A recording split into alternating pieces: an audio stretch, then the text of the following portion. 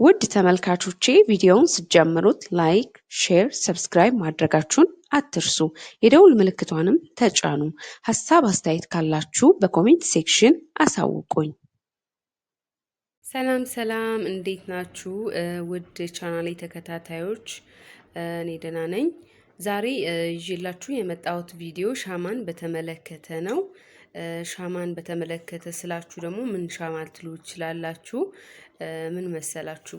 ለተለያየ ጉዳይ የተጠቀማችሁትን ሻማ መልሳችሁ በመስራት ለጌጥነት ለማብራት ይሁን ለተለያየ ጉዳይ የምትጠቀሙበትን ዘዴ ነው ይዤላችሁ የመጣሁት። ይኸው እንደምታዩት በትልቅ ድስት ሻማዎችን እያቀለጥኩ እገኛለሁ። ከዚህ በፊት ሰርቼው ነበረ።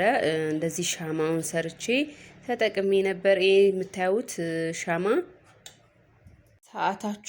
ሰዓታችሁን ለመቆጠብ ሻማው እስኪቀልጥ ድረስ ቪዲዮን ቁርጥ እያደረግኩት ነው ማለት ነው። ግን እስከዛ ሻማው ቀልጦ እስከሚጨርስ እኔ እቃውን ላሳያችሁ ፈልጌ ነው። ለዛሬ በዚህ እቃ ነው የምሰራው። ይሄ እቃ ብዙዎቻችን ቤት ለወተት ማመላለሻ ለተለያየ ፐርፐዝ እንጠቀመዋለን። ምንም አይጎዳም። እኔ ብዙ ጊዜ ስለሰራሁበት ትንሽ እንትን ብለዋል። እንደምታዩት በሁለቱ አድርጌ ነው የምሰራው ማለት ነው። ሻማው ቀልጦ ከቀለጠ በኋላ ትንሽ ያቀዘቅዘውና በእነዚህ በሁለቱ እቃ ሞላዋለሁ ማለት ነው። እንደምታዩት ውስጡ እኩል በኩል ነው። እናንተ የምትፈልጉትን እቃ መርጣችሁ ማድረግ ትችላላችሁ። ግን የማይሰበር ወይም ቆርጣችሁ የማታወጡት እቃ ከሆነ ግን ምንድነው ማድረግ ያለባችሁ? አፉ ሰፋ ያለ ቢያንስ አፉ ሰፋ ያለ መሆን መቻል አለበት። አሁን እኔ ሻማውን እዚህ ላይ አድርጌ መጨረሻ ላይ እንዲህ አድርጌ ነው ስመታው በራሱ ጊዜ ውልቅ ብሎ ይወጣል።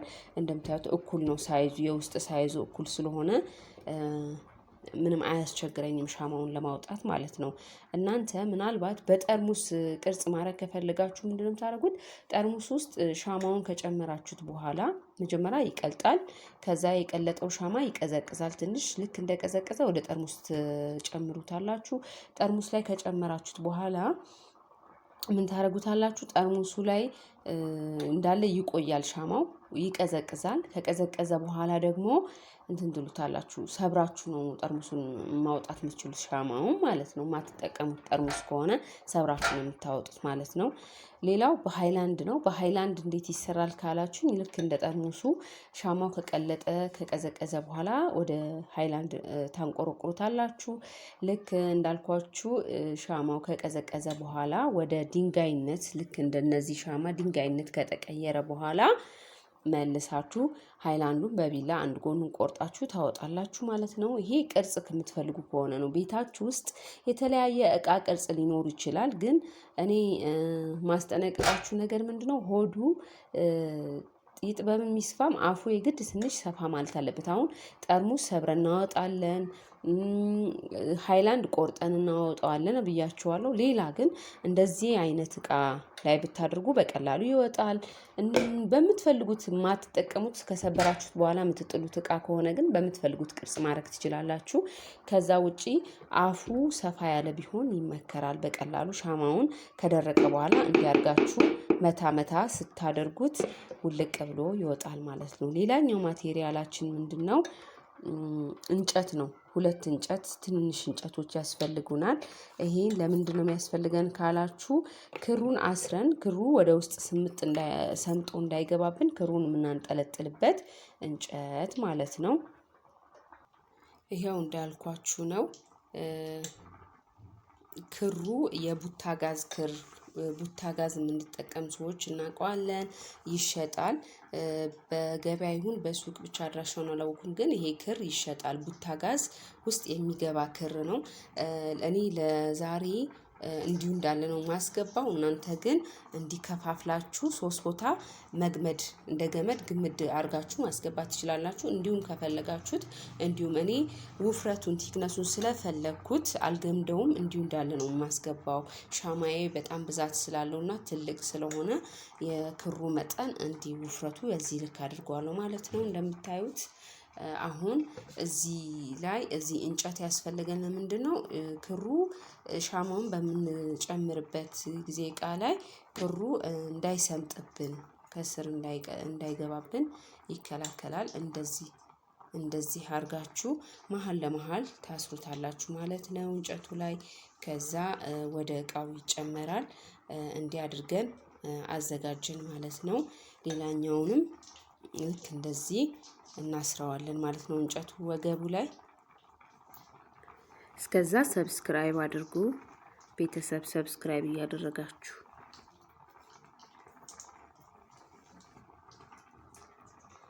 በሻማው ልክ ነው ቁመቱን የምታደርጉት፣ የክሩን ቁመት ማለት ነው። ያው ይታያችኋል አይደለ? እንዲያድርጋችሁ ታዘጋጁና እንዲያድርጋችሁ ክሩን ታዘጋጃላችሁ ማለት ነው። ያዘጋጃችሁትን እቃ ላይ ልክ ሻማው ቀልጦ ሲያበቃ ማለት ነው። ልክ እንደዚህ ቀልጦ ሙሉ ለሙሉ ቀልጦ ሲጨርስ ሌላ አንድ የምንጨምርበት ግብአት አለ። ምን እንደሆነ እሱን ላሳያችሁ። ሌላኛው የምንጨምረው ግብአት በርበሬ ነው። በርበሬ ደግሞ ሻማ ላይ ምን ያደርጋል ልትሉ ትችላላችሁ። እኔ በርበሬን ለምንድን ነው የምጠቀመው መሰላችሁ? ለከለሩ ነው። ከለሩ ለረጅም ጊዜ ውብ ሆኖ እንዲቆይልኝ ያደርጋል። መጀመሪያ መግቢያ ኢንትሮ ላይ እንዳያችሁት ሻማው በጣም የሚያምር ከለር ነው ያለው። ይህን ከለር ደግሞ ከበርበሬ ነው ማግኘት የምችለው። እናንተ ግን በእርድም ማድረግ ትችላላችሁ። አንድ በእርድ የሰራሁትን ሻማ አስገብቼላችኋለሁ። ግን እርድ ምንድን ነው ቶሎ ወዲያው ፌድ ያደርጋል። አሁን ለምሳሌ እኔን ሻማ እንዳልኳችሁ ጠረጴዛ ላይ ለማስቀመጥ፣ መኝታ ክፍል አጠገባችን ላይ ለማስዋብ፣ ለጌጣጌጥነት ነው የምጠቀመው። ስለዛ ለብዙ ጊዜ ይቆይልኛል። የማቆየውን ሻማ ስለሆነ የምንሰራው፣ እርድ ደግሞ 1 ወር ምናምን እንደቆየ ፌድ ያደርጋል ማለት ነው። በርበሬ ግን ለብዙ ጊዜ ይቆይልኛል። እንደዛ ቀይ የሆነ የሚፈልገውን ከለር ይዞ ይቆይልኛል። አሁን እያቀለጥኩ ያለሁት ሻማ ከ1 አመት ከ6 ወር ወደ 2 አመት አካባቢ ቆይቶልኛል ከሰራሁት። ይኸው እስካሁን ቀይ እንደሆነ ነው ያለው ማለት ነው። እናንተ ሌላም ከለር እንዲህ የፉድ ከለርስ ሊሆን ይችላል፣ ሌላም የሻማ ከለሮችን እያረጋችሁ መስራት ትችላላችሁ። እኔ ግን በበርበሬ ከለር ነው የምወደው ሁልጊዜ። እናንተም እዩትና የምትወዱት ይመስለኛል። እንግዲህ ትንሽዬ በርበሬ ነው፣ በጣም ትንሽዬ በርበሬ እንሰንስበታለን ሻማው ላይ ማለት ነው። የቀለጠው ፓርት ላይ ብቻ እንደዚህ ለከለርነት ነው። ይሄው 2 የሻይ ማንኪያ ነው ያደረኩት። እናንተ የከለሩን መጠን እያያችሁ በጣም ድምቅ እንዲል ከፈለጋችሁ በደንብ መጨመር፣ ሃይላይት እንዲሆን ከፈለጋችሁ ደግሞ አነስ ያለ በርበሬ መጨመር ትችላላችሁ ማለት ነው። በምትፈልጉት መጠን ማድረግ የእናንተ ምርጫ ነው። ቪዲዮውን እስከ መጨረሻው ተከታተሉት፣ ትወዱታላችሁ። መጨረሻ ላይ አቀዝቅዤ እቃው ላይ አድርጌ ሊወጣ ሲል አሳያችኋለሁ ማለት ነው። እሺ እንግዲህ ይኸው ቀዝቅዟል። ሻማችን ቀልጦ ትንሽ ቀዝቀዝ ብሏል። አሁን አሳያችኋለሁ እየጨመርኩ ማለት ነው። ትንሽ ያቃጥላል።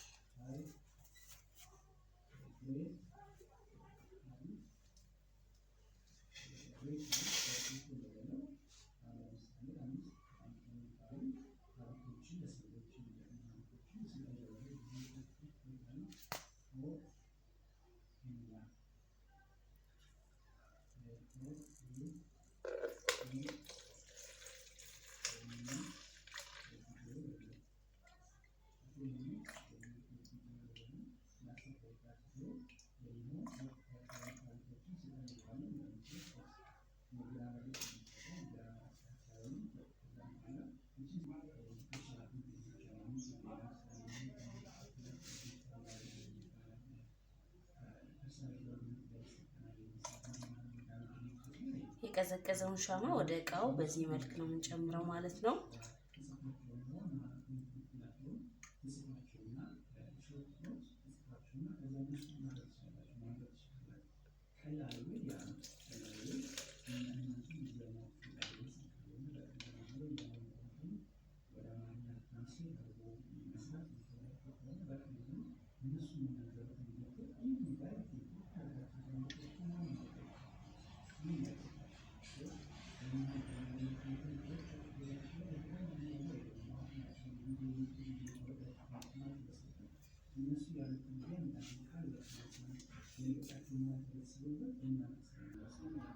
ይሄው እንደምታዩት እቃው ላይ ሞልቼዋለሁ ማለት ነው። እንዲደርቅ ቢያንስ አሳድሩት ማለት እንደ ሻማው ብዛት የኔ በጣም እንደምታዩት ሙሉ ነው። በሁለቱ እቃ ሙሉ ስለሆነ ቶሎ አይደርቅም። አንድ ሌሊት ሙሉ እንደዚህ ያድራል ማለት ነው። ከዛ ነገ ይሄንን ቅድም እንዳልኳችሁ ወደ ታች አድርጌ ዘቅዘቅ አድርጌ ስመታው ውልቅ ብሎ ይወጣል ማለት ነው። እሱንም ስቴፕ አሳያችኋለሁ። ይድረቅ እንዳልኳችሁ ይሄው አሳድሬው ሻማው ደርቆልኛል ማለት ነው። አሁን እንዴት አድርጌ እንደማወጣው አሳያችኋለሁ። እነዚህ የምታያቸው ደግሞ ትንንሽ ሻማዎች ለጌጥነት እቃዎቹ ቅርጾቹ ደስ ስላሉኝ ሰርቼባቸው ነው ማለት ነው። እናንተም እንዳልኳችሁ በፈለጋችሁት ቅርጽ መስራት ትችላላችሁ። ውድ ተመልካቾቼ አሁን ደርቆ ያደረውን ሻማ እንዲህ ታስጎነብሱትና ትንሽ መታ መታ አድርጋችሁ ይሄው ወጣ ማለት ነው። እቃው እንደምታዩት ነው። ውልቅ አድርጎ ነው ያወጣልኝ ማለት ነው። ይሄውና ሻማው ይሄን ይመስላል። አንደኛውም ይሄን ይመስላል። ቀድሜያቸው ነው። ይሄው ይሄን ይመስላል ሁለቱም ሻማ ማለት ነው። እንግዲህ እንደምታዩት ገመዱ ትንሽ ስለረዘመ አሳጥረዋለሁኝ። በመቀስ ቁርጥ አድርገውና ይሄው አያችሁት አይደለ? በጣም ነው የሚያምረው። በእውነት እኔ በጣም ብዙ ዘመናት እንዲህ ነበር የምጠቀመው ሻማ። ምንም ነገር አልጥልም እንዳልኳችሁ። ይሄው ከለሩስ ወደዳችሁት? እኔ በጣም ነው የምወደው ከለሩን ምናምን። ይሄው ይሁት። አሁን ይሄንን በቃ ማብራት መጠቀም ማለት ነው። ግን እኔ ብዙ ጊዜ የምጠቀመው ለጌጥነት ነው። እንደዚህ ሰራውና ለጌጥነት እጠቀመዋለሁ ማለት ነው። እናንተም ከፈለጋችሁ ለጌጣጌጥነት እንዳልኳችሁ ሻማ እዚህ ላይ ያበራችሁ ለማስቀመጥ ብትፈልጉ ደግሞ ይሄው እንደዚህ ያበራችሁ መጠቀም ትችላላችሁ ማለት ነው።